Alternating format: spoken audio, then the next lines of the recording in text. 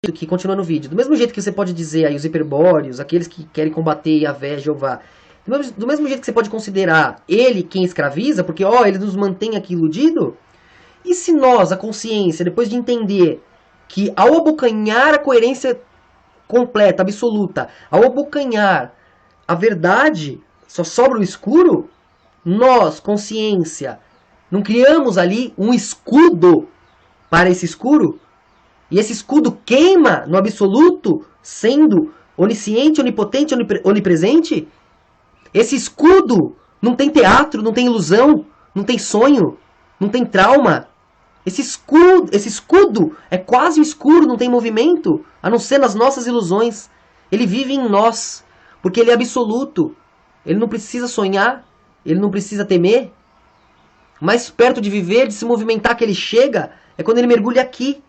Pelo Filho e pelos sábios, pelos deuses, pelo corpo do Filho, que é a igreja, que somos nós. Isso é ciência, isso é física quântica, isso é realidade, isso é visível no macro e no micro. Fragmenta, desfragmenta, para ser a respiração, que mantém a luz sendo movimento diante do nada, que é plasmada a partir de si também. Ou seja, o espaço-tempo, o discernimento, ainda é menor que o absoluto, que inclui o Espírito Santo, que inclui o mágico, o abstrato. Só por isso, nenhuma inteligência abocanha Deus. Porque o Espírito Santo embaralha a coerência. O que você sente como coerente é só o eco simétrico se refletindo em ressonância harmônica. Mas se você reembaralhar o eco, reembaralhar os tijolinhos, a coerência mudará de frequência, de estação. E você se sentirá um tolo por querer desafiar Deus. Dono da verdade que é viva. E por viver, se movimenta. Por se movimentar, se altera. E por se alterar, nunca poderá ser abocanhada.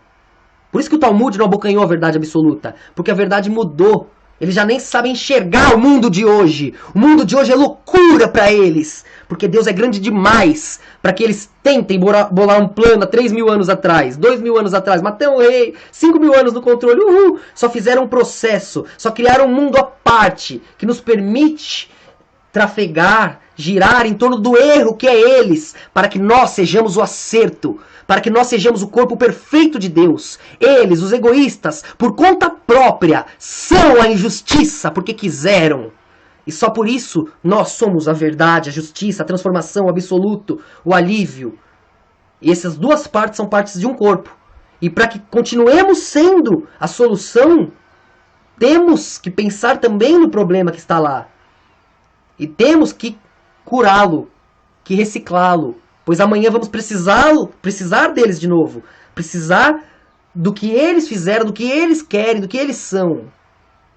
O passado que erra mantém o acerto do futuro. E manter essa estrutura não é escravidão. É manter o tabuleiro da luz sendo certo como é. Sendo simétrico e perfeito. E se você pode dizer que Deus lá do alto nos escraviza aqui embaixo, Deus lá do alto pode dizer que vocês aí, todos nós, escravizamos a Ele. Aqui sonhando, tendo prazeres, tendo alívios, enquanto Ele é só o absoluto, deixado de lado. Converse com Ele, ame-o, porque o teu amor é a única coisa que Ele não pode ter, não pode tomar. Você tem que dar.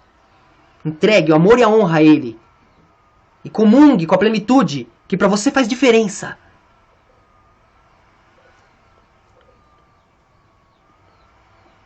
Então é isso, galera. Eu quero que isso vá para o YouTube também. E eu vou upar isso aqui, é alquimia bíblica. Jeová escraviza ou é escravizado? Eu quero que os hiperbóreos, que essa galera aí que combate Yahvé, Jeová, entenda isso. Deus, se está escondendo alguma coisa de você, é o escuro que queima, que destrói. Deus criou todas as possibilidades de interpretação para que você sinta os prazeres do mundo. E o criou, quando eu falo Deus, criou não é um carinha de barba criando. É a síntese coerente, se fazendo presente. E se refletindo, se ecoando em torno dela mesma. Você vê como átomo, depois se aprofunda, você vê como mineral, se aprofunda, você vê como vegetal, se aprofunda, você vê como animal, se aprofunda, você vê humano, se aprofunda, você vê dévico, que já abocanhou a luz lá no começo. Então 12 deuses, 12 ângulos, né? Do macrocosmo e do microcosmo, né? Por isso que o átomo, acima e abaixo, mesma coisa. É a coerência se reencontrando e se olhando de cima para baixo. É ela mesma, lá no começo. Aí ela entende o flow que a movia. Aí ela entende de ser vivificante, que ela move ali, como ser vivificante, ela move o ser vivente. E o ser vivente se transforma no ser vivificante. Um faz o outro, né? Então é isso. Compreendam o que é eterno, o que estava já nas paredes dos grandes reinos do passado. É a nossa verdade. E ela se recicla, se reposiciona, mas o que é eterno é a consciência que não para de se movimentar. E o movimento tem um desenho. E esse desenho, ele nunca morre. Ele nunca cessa. Ele só se reencontra, olhando o seu oposto, sua ausência. E cada passo que ele dá, que a luz dá, é um de nós. E as trocas que nós fazemos em cada passo nos dá alegria.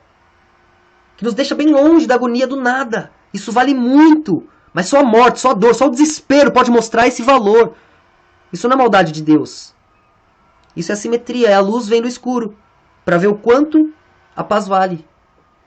Quanto o alívio, o compartilhamento, a união, a troca das experiências de todos nós tem importância. Porque conhecendo a dor, você vê, caramba, era para eu sentir todas essas dores? E todos vocês sentiram por mim? Um pouquinho.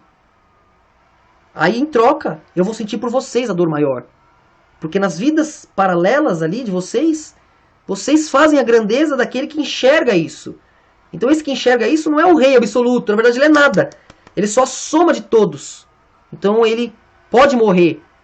Porque o corpo, a igreja, todos irão segurá-lo, fazer com que ele renasça. Essa é a história do Evangelho. Isso que o Novo Testamento conta. Isso é ciência, galera. Mas beleza, é isso aí. Vou encerrar o vídeo. Luz pra nós.